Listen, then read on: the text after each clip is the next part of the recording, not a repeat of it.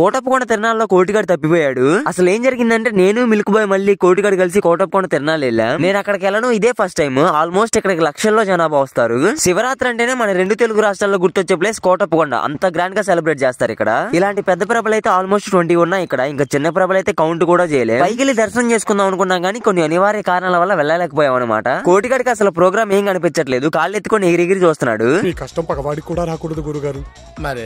నేను ఇక్కడికి వస్తున్న విషయం మా అమ్మకి చెప్పలేదు. పోనీ కాల్ చేసి చెప్దామంటే సిగ్నల్ ఒక్క పాయింట్ కూడా రావట్లేదు. కోటి నువ్వు ఇక్కడే ఉండరా, మేము ఇప్పుడే కాల్ చేసుకుని వస్తామని కోటిగాడిని అక్కడే ఉండమన్నా. కాల్ మాట్లాడొచ్చేసరికి కోటిగాడు అక్కడ కనిపించట్లేదు. కంగారు పడిపోయి వీడి కోసం తిరణాలు మొత్తం తిరిగాం, ఎక్కడా కనిపించలేదు. చివరకు వాడిని వెతుకుతుంటే వాడే మమ్మల్ని చూసి మా దగ్గరకు వచ్చాడు. ఇక్కడే ఉండమన్నాం కదరా ఎక్కడికి వెళ్ళావరా అని అడిగితే వాడు ఏం చెప్పాడో తెలుసా? అక్కడ ప్రోగ్రామ్ చూడడానికి కనిపించట్లేదంట, పక్క స్టేజ్ దగ్గర అయితే బాగా కనిపిస్తుందని అక్కడికి వెళ్ళాడంట చూడడానికి.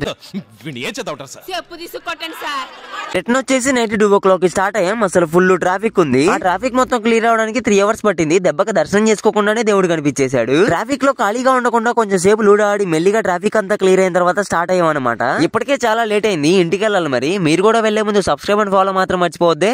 వెళ్ళొస్తా.